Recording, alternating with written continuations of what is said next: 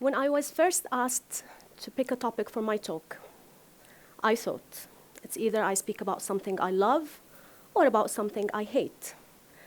And here it is, something that I love and hate at the same time, engineering. Let me first start with a game. Can you please close your eyes for a second? Everybody, I can see you. Please close your eyes. I want you to think of one thing that represents engineering from your own view.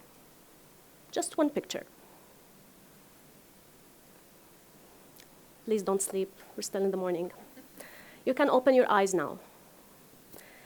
Okay, how many of you had a building, a road, or a bridge in their picture? Raise your hands. Oh, wow. Okay, that's what I thought. And how many had, something related to manufacturing or computers in their image? Raise your hands. Okay. And how many had a human being, a man, a woman, a child in their picture? 1, 2, 3, 4, 5. Wow. See, this is exactly why I hated engineering. It is perceived as a lifeless, soulless profession. And I refused to accept this. And I started a journey of search. I wanted to find my spark. I wanted to know what would trigger my everlasting love for engineering. So do you know what that is? Helicopter. And this is? Da Vinci. And why is Da Vinci linked to helicopter? Because his early designs inspired next generations to make helicopters. And what is that? A robot. And this is? This is Ismail al-Jazari. I did not know that he existed. He's called the father of modern-day engineering, the father of robotics. And she is Zaha Hadid, the queen of the curve. And this is Elon Musk. He's the founder of Tesla and Tesla Solar City, something that will change our species forever, trust me. She's my favorite Jordanian architect, Abir Siqali. She's changing how we wave homes for refugees. So, what's common among all of these people? So all of these everlasting masterpieces were made by humans. Behind each of them, there's a human who went beyond textbooks, papers, equations. He or she reached out to people. He or she worked with people and for people. So they found their why. They found why they existed as engineers. So please remember that next time somebody asks you about engineering.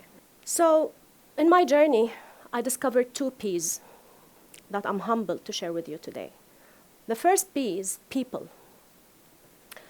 An engineer for every 50 Jordanians. Yes, Jordan has one of the highest engineers per capita in the world. So, what difference would I make? What value do I add to my community? Today we have around 150,000 engineers in Jordan. So who am I? Why do I exist? By understanding people's needs, you can really become a better engineer. This is what I discovered. By listening, observing, volunteering, by being closer to people, your designs, your solutions as an engineer are more feasible, more effective, and more sustainable. Yes, people, serving people, working with people and for people is my why. My second P, this is where I share a very personal story for the first time. In April 2005, I was appointed as the first policy director at the Ministry of Environment of Jordan. And this also made me the first female director and the youngest director at the ministry.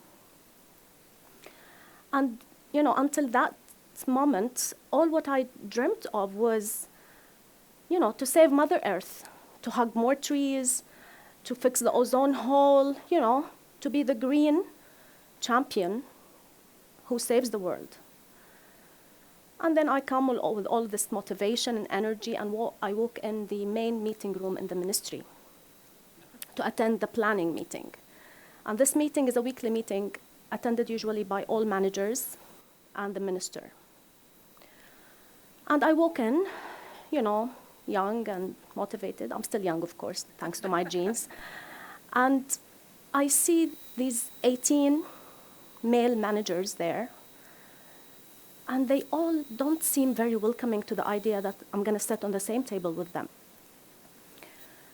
And all the vibes I received that day just removed all the dreams I had about saving the planet. And I only could think of one thing. I need to quit tomorrow morning. I don't belong. There is no room for someone like me in the public sector. This is the only things I thought about that day and that night. Because of one person who believed in me, I stayed. I stayed for a few more years in the ministry, and I'm so glad I did. Today, I look back at that moment in the meeting room, and I smile. I smile of gratitude, and I smile of pride. Today, several women sit on that table, and most of those guys in the room are my colleagues. But because of that very moment, my perspective has changed forever. It is limitless today. Today, my dreams are to make everybody think green, to mobilize communities around the green cause, to show that environment is not only about hugging trees, it's about creating new jobs, it's about creating new businesses, attracting new investments.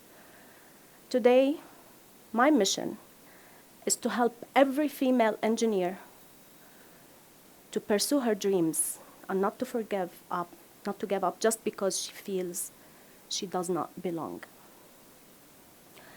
And my hearty message to my fellow engineers all over the world, I know you're listening. Let's re-engineer our perspective. Let's find our why. Let's humanize this great profession. Let's work with people and for people. Let's re-engineer engineering and re-engineer the world.